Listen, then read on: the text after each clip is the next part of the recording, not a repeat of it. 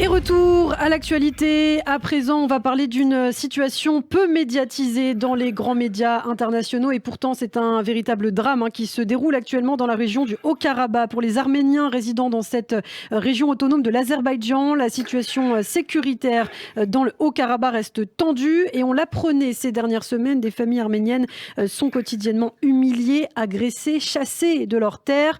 Pour en parler, nous sommes en ligne avec Arat Touranian, coprésident du CCF, directeur du magazine mensuel Les Nouvelles d'Arménie. Bonjour Ara. Bonjour. Et merci beaucoup d'avoir accepté notre invitation ce matin sur Radio J. Alors dans un contexte difficile, on l'a dit, une alerte rouge très préoccupante a été lancée ces derniers jours par l'Institut Lemkin, donc un observatoire des génocides du nom de Raphaël Lemkin, juriste juif à l'origine de la notion du terme génocide. L'Institut qui a appelé tous les organismes internationaux et étatiques à surveiller l'idéologie, je cite, et les pratiques génocidaires de la Turquie et de l'Azerbaïdjan en raison donc de leurs menaces contre le peuple arménien. Alors Ara, une première question d'abord, pourquoi une telle alerte de l'Institut? Qu'est-ce qui permet de justifier cette alerte? Il y a toute une série d'éléments. Premièrement, il y a les discours des dirigeants azerbaïdjanais, de Ilham Aliyev en particulier, le chef d'État azerbaïdjanais, qui a menacé très très clairement l'Arménie d'une nouvelle offensive militaire. Il n'hésite plus, de moins en moins en tous les cas, à faire valoir des revendications sur le territoire même de l'Arménie, le sud de l'Arménie, la ville même de Yerevan. On a constaté au début du mois une nouvelle offensive militaire contre les populations arméniennes qui s'est soldée par des nouvelles prises de position entre la frontière du Karabakh et l'Arménie. Ouais. Donc on est dans une situation où vous avez un État qui est extrêmement agressif, extrêmement militarisé, Ouais. qui est lié, comme vous le savez, à la Turquie d'Erdogan, et qui suit une idéologie qui est celle de la Turquie d'Erdogan envers les Arméniens, qui est celle de l'extermination, du nettoyage ethnique et du génocide, comme en 1915.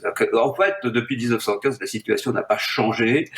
Les Turcs veulent toujours réaliser une espèce de jonction territoriale entre les Turcs de l'Est et les Turcs de l'Ouest, l'Azerbaïdjan et la Turquie. Et au milieu, il y a l'Arménie.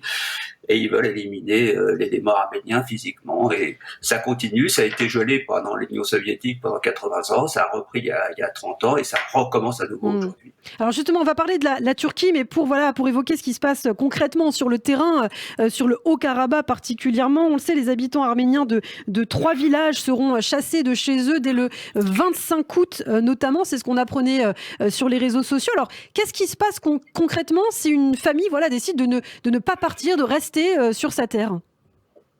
Elle n'a pas le choix. D'ailleurs, on leur a clairement signifié qu'ils étaient là illégalement et que c'était ou le départ ou des moyens de coercition.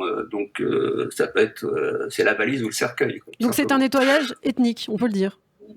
C'est un nettoyage ethnique. En tout cas, la CEDH s'est également mobilisée sur la question il y a quelques jours en demandant à ce que les droits des populations civiles soient respectés, ce qui ne semble pas du tout être le cas. Enfin, c'est dans la tradition, malheureusement, turco-azerbaïdjanaise à l'égard des Arméniens, qui sont un petit peu, par rapport à ces deux entités, ce qu'étaient les Juifs par rapport à l'Allemagne nazie, et je n'exagère pas. Alors, on a aussi été témoin cet été de la destruction du patrimoine culturel et religieux arménien sur le Haut-Karabakh, profanation de cimetières, d'autres lieux de sépulture arméniens, déplacement notamment de caveaux, d'occupation d'églises. Qu'est-ce qui se passe de ce côté-là, justement? Qu'est-ce qui reste? Qu'est-ce qui ne reste plus sur le terrain? Très clairement, depuis la guerre de 2020, les autorités militaires azerbaïdjanaises mènent une politique de nettoyage culturel. Tout ce qui est monument arménien est dynamité, ou transformé en mosquée, ou transformé même pour complaire à la Russie en église orthodoxe. Les Arméniens ne sont pas des orthodoxes, ils ont leur propre rite, ils ont leur propre religion. Donc il y a vraiment une volonté de faire disparaître culturellement, en tout cas les Arméniens, et on espère pas physiquement, mais en tout cas la tradition, la logique, et tout indique que malheureusement Aliyev est toujours dans cette logique, dans cette dynamique. Et ce qui est le plus inquiétant, c'est l'isolement dans laquelle est entourée l'Arménie. Oui. Alors justement, isolement, vous en parlez, Ara. Le 18 juillet dernier, Emmanuel Macron et Ursula von der Leyen se félicitaient d'avoir signé avec le président Ilham Aliyev un accord sur le gaz. Donc cet hiver, on le sait, les Français, les Européens se chaufferont en grande partie au gaz azéri. 15 jours après la signature de cet accord, donc le 18 juillet, la guerre éclatait à nouveau dans le Haut-Karabakh, dans le plus grand silence de la communauté internationale finalement. Est-ce qu'il y a un lien, selon vous, dans ce dossier justement de cet accord? Est-ce que ça peut expliquer ce silence? Il y a un lien, il y a quand même un paradoxe à ce qu'on refuse d'acheter du gaz à Poutine parce que cet argent va servir à mener la guerre en Ukraine, ce qui est vrai, mais qu'on veut bien en acheter à Aliyev, qui est un dictateur, un satrape, qui va se servir de ce même argent pour mener la guerre contre les Arméniens. Mais apparemment, ça dérange pas la communauté internationale. Ça a dérangé tout de même une cinquantaine de députés de tous les bords de l'Assemblée nationale qui ont dénoncé cette politique. Je sais bien qu'on ne badine pas avec le chauffage, même en ces temps de glace de fonte, de fonte des glaces, mais il y a là une contradiction, clairement. Donc l'OTAN et ses pays membres ignorent cette situation malheureusement, mais c'est aussi étonnant de la part de la France finalement. Paris qui s'était montré pourtant particulièrement inquiète en novembre 2020 lors de la guerre du Haut-Karabakh, et Paris qui ne s'exprime plus à propos. Qu'est-ce que vous en pensez? Je me pose la question, en effet, comme vous, Paris est-il gagné par les impératifs de la réelle politique? Nous savons qu'il y a malheureusement au Quai d'Orsay, vous savez, le Quai d'Orsay, vous connaissez, il y a une tradition qui est aussi pro-turque. Beaucoup de diplomates, y compris dans l'entourage d'Emmanuel Macron, dans la cellule diplomatique de l'Élysée, qui sont très très sensibles aux arguments de la Turquie. Et malheureusement, la réelle politique semble encore devoir s'imposer. Et puis les Arméniens sont un petit peuple, voilà, 2-3 millions d'habitants. Ça compte moins visiblement que l'État turc avec ses 80 millions d'habitants, et puis l'Azerbaïdjan avec son pétrole. Alors, on sait que les forces de maintien de la paix russe sont présentes sur le Haut-Karabakh. Et justement, on l'a appris, ces forces ne bougeront pas d'un seul centimètre du corridor existant de Latchine jusqu'à ce qu'une nouvelle route reliant le Haut-Karabakh à l'Arménie soit mise en service. C'est ce qu'a déclaré, en tout cas, un haut diplomate russe à Erevan. Et pourtant, certaines sources arméniennes observent que la Russie serait peut-être en train d'abandonner finalement l'Arménie, le Haut-Karabakh, les Arméniens à leur sort, puisqu'il n'y aura plus de soldats de la paix après le 25 août, normalement. Alors, qu'en est-il de la position russe dans ce dossier ?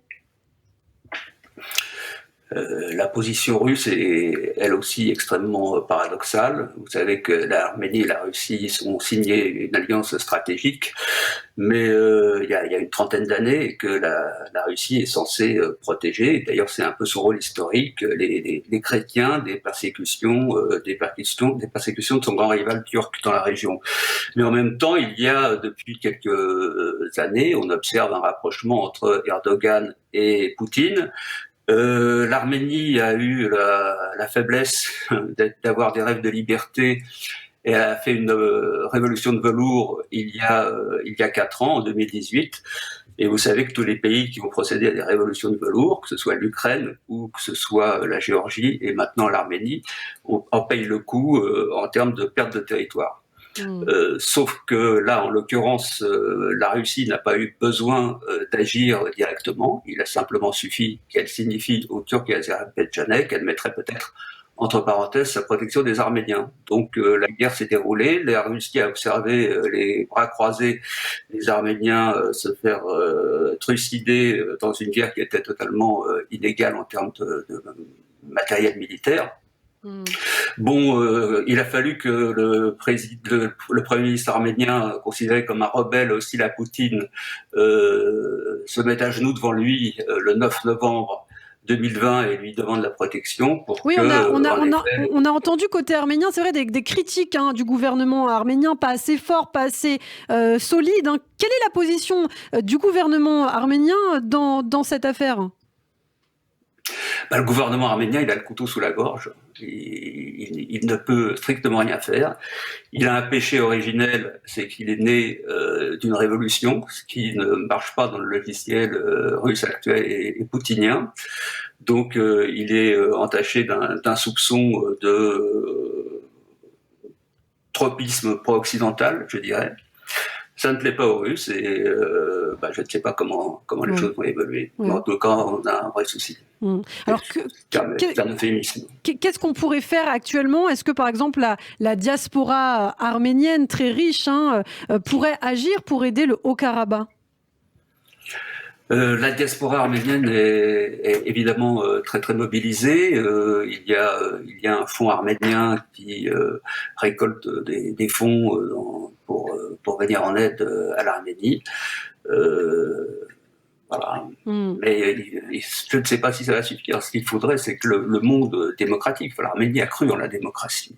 L'Arménie partage les valeurs de l'Europe depuis des siècles. Il y a un grand mouvement arménophile en France, mais malheureusement, c'est toujours au niveau des gouvernements, et particulièrement au moment où je vous parle, que les choses sont très en retrait et très décevantes. Alors juste une dernière question, on parle du Haut-Karabakh, on parle de l'Arménie.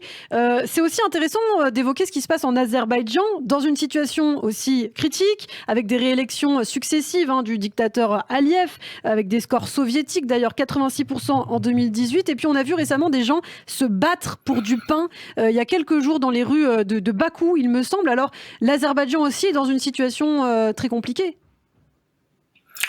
C'est un pays, c'est un émirat pétrolier. L'Azerbaïdjan, c'est une dynastie qui est au pouvoir depuis l'indépendance de ce pays. C'était Haïdar Aliyev père, maintenant c'est Ilham Aliyev, la femme du président Erevan Aliyev est elle-même vice-présidente du pays. Donc c'est une vraie dictature. Situation ridicule, c'est une vraie dictature. Ce pays est classé 160e sur 180 par RSF au classement de la liberté de la presse. Il suffit de lire les rapports des organisations de défense des droits de l'homme sur le pays. C'est une des pires dictatures du monde. Et on comprend. Raison de plus, si vous voulez, pour que les Arméniens qui s'en étaient libérés il y a 30 ans ne veuillent pas retourner aujourd'hui sous la botte d'Aliyev. C'est juste impossible. Eh bien, merci beaucoup, Ara Toranian, pour toutes ces précisions. Et j'en profite pour dire qu'un de vos textes paraîtra justement ce lundi matin, en une de la règle du jeu de Bernard-Henri Lévy sur la situation justement sur le Haut-Karabakh. Si nos éditeurs souhaitent en savoir plus, avoir plus de détails, notamment, évidemment, on reste en contact, Ara, et je vous dis à très bientôt sur Radio J. Merci. À bientôt.